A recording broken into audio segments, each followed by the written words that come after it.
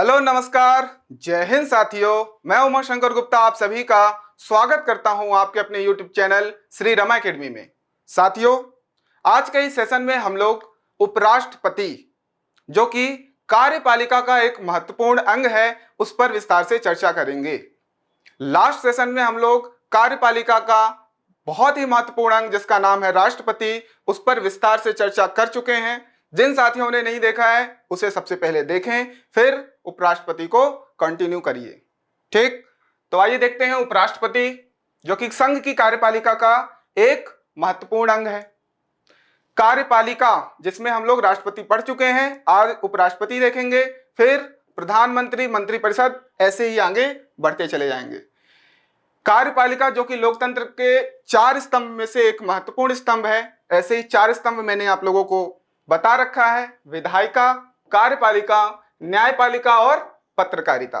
इस पर एक पूरा वीडियो मैंने बनाया है, प्लेलिस्ट में आप लोग चेक करिए। चलिए, भाग 5 संघ जो कि अनुच्छेद 52 से 151 तक है, उसमें संघ की कार्यपालिका में उपराष्ट्रपति को आज हम लोग देख रहे हैं। उपराष्ट्रपति वाइस प्रेसिडेंट। ठीक, संविधान में उपराष्ट्रपति पद से संबंधित प्रावधान हम लोगों ने संयुक्त राज्य अमेरिका यूएसए से लिया है। बहुत ही महत्वपूर्ण फैक्ट है, इसे आप लोग ध्यान रखिए कि उपराष्ट्रपति जो पद का सृजन किया गया है हमारे संविधान के अंतर्गत, इसे जो रखा गया है, यह किस देश से लिया गया है? तो आप बोलोगे संयुक्त राष्ट्र अमेरिका। ठीक, भाग 5 में अनुच्छेद 63 से 71, 63 से 71 में उपराष्ट्रपति के सारे प्रावधान दिए हुए हैं। ये सारे प्रावधानों को हम लोग एक एक करके विस्तार से चर्चा करेंगे। अनुच्छेद नंबर 63, भारत का उपराष्ट्रपति। ठीक, अब क्या सर ये पूरे प्रावधानों को हमको याद करना है? तो नहीं, मैं इंपॉर्टेंट आप लोगों को बता रहा हूं। मुख्य बात यह है कि इसमें इससे संबंधित जो भी बातें हैं वो याद होना चाहिए। आर्टिकल्स मेन याद होने चाहिए, जैसे कि 63, 64, उसके बाद 70। ठीक, निर्वाचन और पदावधि, ये 4-5 आप लोगों को याद होने चाहिए। क्लियर? आज मैं याद करा दूंगा, तो एक एक करके देखते हैं। सबसे पहले 63, अनुच्छेद 63 में क्या स्पष्ट है? भारत का एक उपराष्ट्रपति होगा। ठीक, तो उपराष्ट्रपति पद किस प्रावधान के तहत हमारे संविधान में दिया हुआ है? तो अनुच्छेद 63, आर्टिकल नंबर 63, याद रखिएगा। उसके बाद अनुच्छेद 64 में, आर्टिकल नंबर 64 में उपराष्ट्रपति राज्यसभा का पदेन सभापति कहलाएगा। सर क्या होता है पदेन सभापति? साथियों, जो व्यक्ति उपराष्ट्रपति पद पर आसीन होगा वह अपने आप ही राज्यसभा का सभापति कहलाएगा।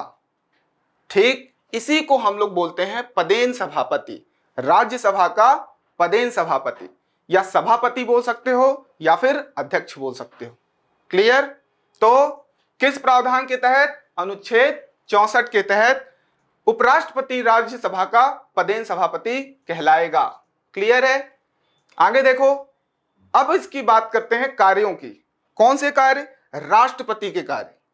उपराष्ट्रपति राष्ट्रपति के कार्य किस प्रावधान के तहत करेगा? तो आप बोलोगे अनुच्छेद 65, आर्टिकल नंबर 65। ठीक, तो उपराष्ट्रपति राष्ट्रपति के कार्य कब करेगा? जब राष्ट्रपति अवेलेबल नहीं होगा। किन किन कारणों से अवेलेबल नहीं होगा? या तो उसकी आकस्मिक मृत्यु हो जाए, या तो बीमार हो जाए, या तो महाभियोग के तहत उसे पद से हटा दिया जाए।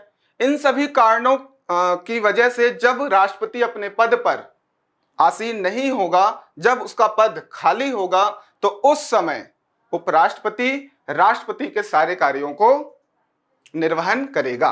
क्लियर? तो किस अनुच्छेद के तहत होगा ये सारी चीजें? तो अनुच्छेद नंबर 65।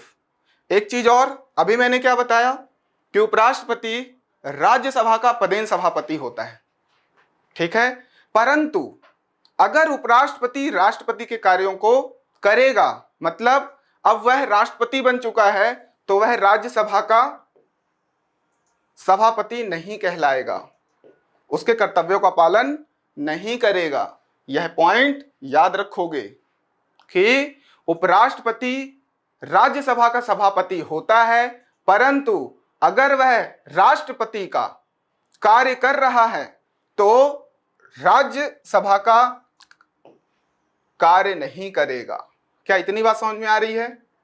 चलिए, तो ये सब अनुच्छेद 65 आर्टिकल 65 के तहत हो रहा है। आगे बढ़ते हैं।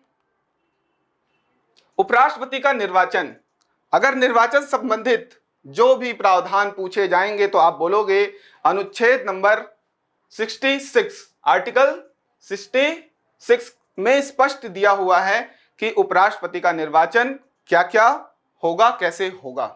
ठीक, लास्ट सेशन में मैंने राष्ट्रपति से संबंधित सारे पॉइंट्स आपको बताए थे कि उसका निर्वाचन जो होता है वह कैसे होता है, क्या क्या योग्यताएं होंगी, अर्हताएं जिसे बोलते हैं। तो यहाँ पे भी लगभग सिमिलर ही होगा, जो पॉइंट्स अलग हैं उन्हें आप ध्यान दोगे। तो उपराष्ट्रपति की योग्यताएं अर्हताएं की बातें करते हैं तो वह भारत का नागरिक होगा, सबसे पहला पॉइंट, वह भारत का नागरिक होगा। ठीक, दूसरा 35 ईयर उसकी एज होनी चाहिए, 35 वर्ष पूरा हो चुका हो। ठीक, यही पॉइंट्स राष्ट्रपति के भी थे। उसके बाद किसी भी सदन का सदस्य नहीं होगा। सदन, आपके पास संसद में 2 सदन हैं, एक तो लोकसभा और एक राज्यसभा। तो उपराष्ट्रपति पद हेतु जो योग्यता होनी चाहिए उसमें यह क्लियर होना चाहिए कि वह किसी भी सदन का, या तो लोकसभा या तो राज्यसभा, किसी भी सदन का सदस्य नहीं होगा। यहां तक कि किसी राज्य की विधानमंडल का भी सदस्य नहीं होना चाहिए। समझ रहे हो? किसी भी सदन का सदस्य नहीं होगा, किसी भी राज्य की विधानमंडल का सदस्य नहीं होगा, तब वह उपराष्ट्रपति पद हेतु खड़ा हो सकता है। ठीक, उसके बाद राज्यसभा पद बनने योग्य हो, योग्यता उसमें राज्यसभा का सदस्य बनने की होनी चाहिए, परंतु राज्यसभा का सदस्य नहीं होना चाहिए। ठीक, किसी भी लाभ के पद पर ना हो। मैंने लास्ट सेशन में बताया था, लाभ का पद, अगर सरकारी नौकरी है तो लाभ का पद कहलाएगा। उपराष्ट्रपति, राष्ट्रपति, प्रधानमंत्री, मंत्रिमंडल, ये सब लाभ के पद नहीं हैं, क्योंकि ये जॉब नहीं है। मैंने कल ही बताया था आप लोगों को कि ये सब लाभ के पद नहीं हैं, यह सब सेवा के पद हैं। ठीक है, तो ये उपराष्ट्रपति में आपको सबसे महत्वपूर्ण योग्यता आपको चाहिए कि वह लाभ का पद पे नहीं होगा। सर, हम लोग जो अधिकारी पद पर बनने के लिए एग्जाम वगैरह दे रहे हैं, क्या वह लाभ का पद है? तो बिल्कुल है। ठीक, अब चुनाव की बात करते हैं तो उसके निर्वाचक मंडल में कौन कौन होना चाहिए। हमने राष्ट्रपति में पढ़ा था कि राष्ट्रपति में 50 प्रस्तावक थे और 50 अनुमोदक थे, 100 लोग चाहिए थे, तब उसका नामांकन होगा। परंतु उपराष्ट्रपति के नामांकन हेतु 20 प्रस्तावक चाहिए और 20 अनुमोदक चाहिए। दैट मीन्स 40 सांसद या विधायक चाहिए, तब उसका नामांकन होगा उपराष्ट्रपति हेतु। क्लियर है? यही चीज है जो आम नागरिक से अलग बनाता है उपराष्ट्रपति पद हेतु खड़े होने के लिए, क्योंकि आम आदमी 20 प्रस्तावक और 20 अनुमोदक लाने में असमर्थ होगा। वही व्यक्ति ला सकता है जो किसी पार्टी से संबंधित होगा। ठीक है, अब इसमें नोट हम लोगों ने लास्ट सेशन में भी देखा था कि जमानत राशि 15,000 रुपए जमा करना पड़ेगा। ठीक, 15,000 रुपए इसको जमा कहां पे करना है? तो आरबीआई के पास, उसमें भी कहा सरकारी खजाने में। ठीक, अगर उपराष्ट्रपति पद हेतु जो व्यक्ति खड़ा है, अगर वह 1/6 1/6 वोट से भी कम वोट पाता है, टोटल वोट का 1/6 वोट भी नहीं पाता है तो उसकी जमानत जब्त हो जाएगी, मतलब 15,000 डूब जाएंगे। लेकिन अगर इस आंकड़े को वो क्रॉस कर लेता है तो उसको 15,000 वापस मिल जाएगा। अगर वो जीत जाएगा तो ऑब्वियस सी बात है मिल जाएगा। तो जमानत जब्त मैंने समझाया था, फिर से आप समझोगे कि अगर टोटल वोट का, टोटल मतों का 1/6 मत, 1/6 वोट वो पाता है या इससे ज्यादा पाता है तो जमानत राशि उसे वापस मिलेगी, नहीं पाता है तो जमानत जब्त हो जाएगी। किसके पास ये जमानत राशि जमा करनी होती है? आरबीआई के पास, सरकारी खजाने में। क्लियर है? ये हो गई योग्यताएं। अब बात करते हैं निर्वाचक मंडल की। कौन कौन इसके निर्वाचक मंडल में होंगे शामिल, उसे देख लेते हैं। ठीक, संसद के दोनों सदनों के सभी सदस्य, याद रखना सभी सदस्य। कौन कौन से सदस्य होते हैं? सर दो तरीके से सदस्य होते हैं, एक तो निर्वाचित सदस्य होते हैं, निर्वाचित, और दूसरे मनोनीत होते हैं। ठीक है, निर्वाचित वे लोग जो चुनाव लड़के जीतते हैं निर्वाचन के थ्रू, और मनोनीत वे लोग जिनको अपने मन से चुना जाता है, किसी विशेष क्षेत्र में उनको कुछ उपलब्धि होती है, कुछ एक्सपीरियंस होता है। जैसे कि मैंने बताया था राष्ट्रपति जो हैं 12 लोगों को राज्यसभा में मनोनीत करते हैं, उसी तरीके से है ना। आंग्ल भारतीय वगैरह अभी उसको हटा दिया गया है। तो यहाँ पे देखो क्या क्या निर्वाचित सदस्य होते हैं, मनोनीत सदस्य होते हैं। राष्ट्रपति का जब चुनाव होता है तो उनके निर्वाचक मंडल में मनोनीत नहीं होते हैं, परंतु उपराष्ट्रपति का जब चुनाव होगा तो उनके निर्वाचक मंडल में सभी सदस्य होंगे। इस बात पर आपको गौर करना है। सभी सदस्य मीन्स निर्वाचित सदस्य भी, मनोनीत सदस्य भी। साथ ही साथ एक चीज और ध्यान रखोगे कि इसमें विधानसभाओं के सदस्य शामिल नहीं होंगे। ठीक, दोनों सदनों के सभी सदस्य सिर्फ और सिर्फ निर्वाचक मंडल में शामिल होंगे। राष्ट्रपति में कौन कौन थे? सर दोनों सदन थे, लोकसभा राज्यसभा, दोनों के सदस्य कौन से? निर्वाचित सदस्य। साथ में सभी राज्यों की विधानसभाओं के निर्वाचित सदस्य, साथ में दिल्ली और पुदुचेरी विधानसभा के निर्वाचित सदस्य। ये सब किसके लिए थे? राष्ट्रपति के लिए, राष्ट्रपति के लिए। उपराष्ट्रपति में कौन कौन आएंगे? सिर्फ दोनों सदनों के सभी सदस्य, कोई भी विधानसभा या विधानमंडल नहीं। क्लियर? इनका जो चुनाव होगा, निर्वाचन होगा, वह अप्रत्यक्ष निर्वाचन होगा। सीधी सी बात है, डायरेक्टली हो नहीं रहा है प्रत्यक्ष रूप से।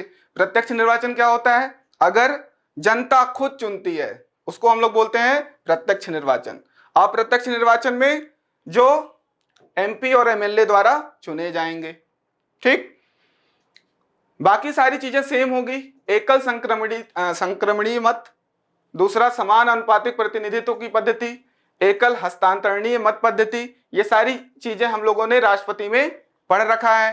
तो ये सारे पॉइंट्स यहाँ पे भी आपको याद रखना है। और एक पॉइंट, गुप्त मतदान द्वारा उपराष्ट्रपति का निर्वाचन होता है।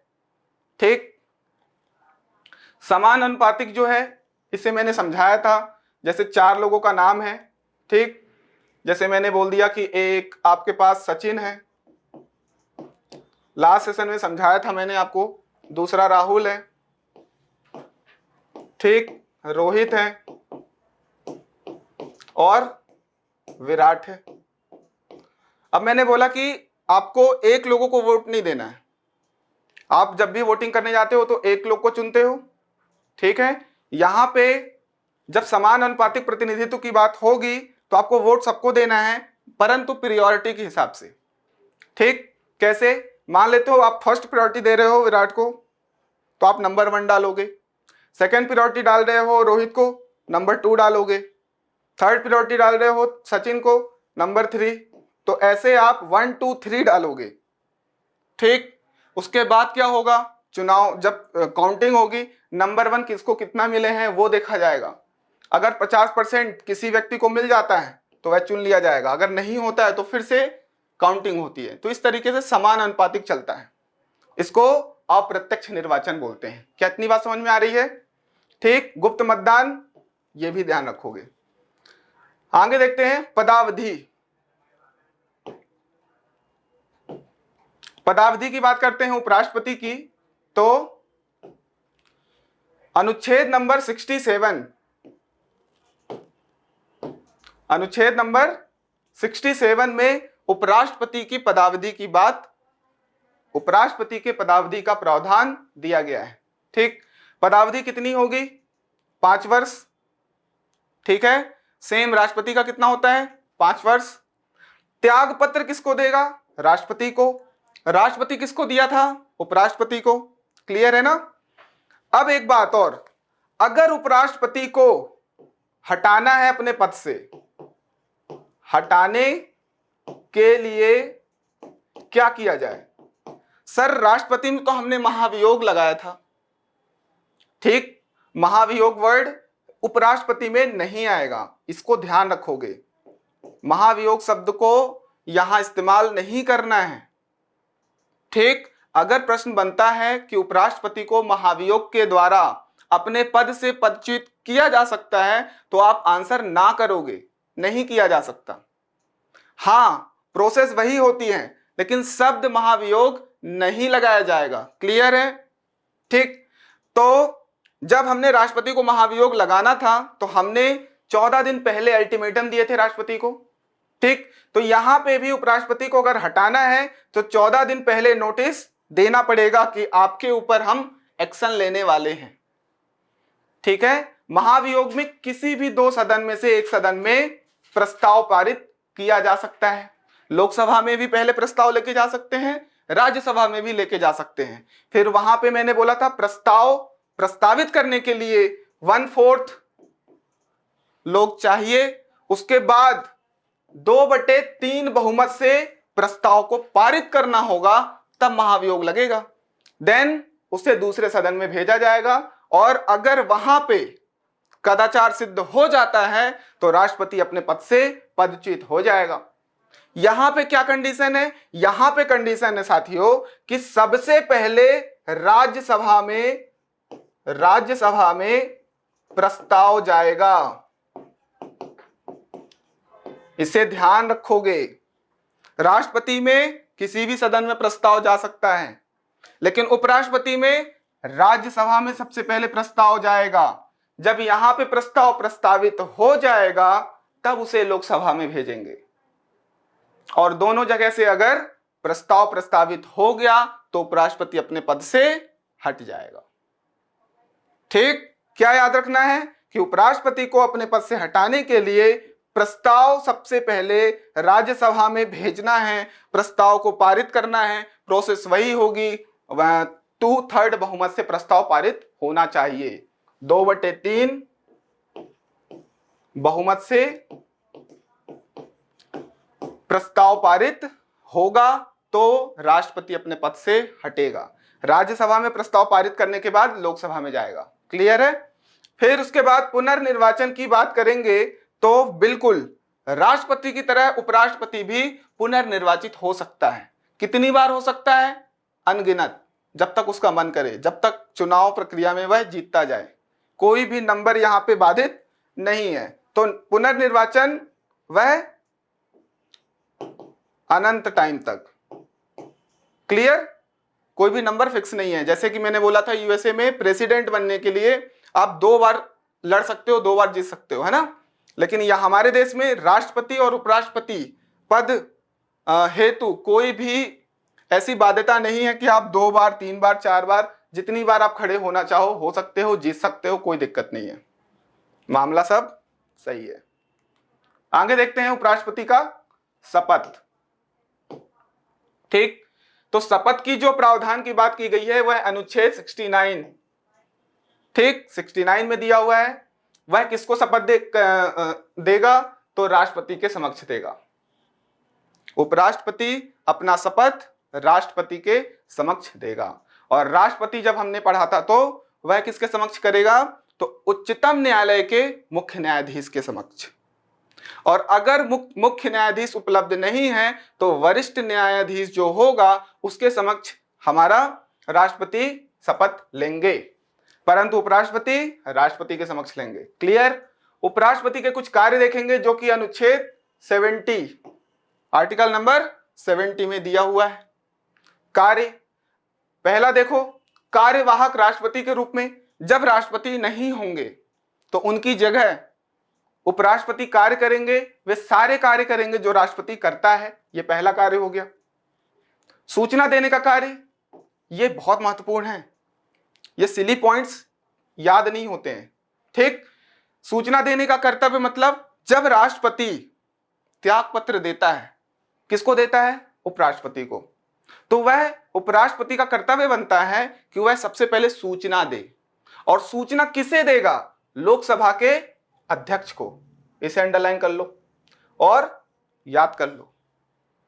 सूचना उपराष्ट्रपति किसको देता है, यह प्रश्न बन सकता है कि जब राष्ट्रपति त्याग पत्र उपराष्ट्रपति को दे रहा है तो उपराष्ट्रपति का कर्तव्य बनता है कि वह इसकी सूचना लोकसभा के अध्यक्ष को दे। ठीक। अगला कार्य, सामाजिक समारोह का प्रतिनिधित्व कर सकते हैं और कुछ अन्य कार्य भी कर सकते हैं। आगे देखते हैं अनुच्छेद नंबर 71, उपराष्ट्रपति के निर्वाचन से संबंधित कुछ विषय। तो ये 71 उपराष्ट्रपति राष्ट्रपति दोनों हेतु है। राष्ट्रपति और उपराष्ट्रपति के निर्वाचन से संबंधित दोनों के विषय हैं, दोनों के लिए। ठीक। महत्वपूर्ण पॉइंट क्या है इसमें कि निर्वाचन संबंधित कोई भी मामला आएगा तो आपको सुप्रीम कोर्ट में ही सुनवाई होगी, उच्चतम न्यायालय में ही सुनवाई होगी, हाई कोर्ट में नहीं। उसके नीचे तो कोई बात ही नहीं बनती है। ठीक। तो अगर बात करेंगे अनुच्छेद 71 की तो यहां पे राष्ट्रपति उपराष्ट्रपति के निर्वाचन संबंधित विषय की बात की गई है, जिसमें इंपॉर्टेंट पॉइंट क्या है कि उच्चतम न्यायालय में ही सारे मामले सॉर्टेड किए जाएंगे जो कि निर्वाचन संबंधी मामले होंगे। ठीक। दिक्कतें आ जाती हैं, है ना। तो आप लोग इस टेलीग्राम के ग्रुप के साथ जुड़ जाइए, श्री रमा एकेडमी। लिंक जो है डिस्क्रिप्शन में दे दूंगा। क्विजेस वगैरह डेली चल रहे हैं। ठीक। प्रिपरेशन आप लोगों की अच्छी हो रही होगी ऐसा मैं आशा करता हूं। ठीक। खूब पढ़ाई करिए, मस्त रहिए, खुश रहिए, स्वस्थ रहिए। ठीक। और प्यार बनाए रखिए। धन्यवाद।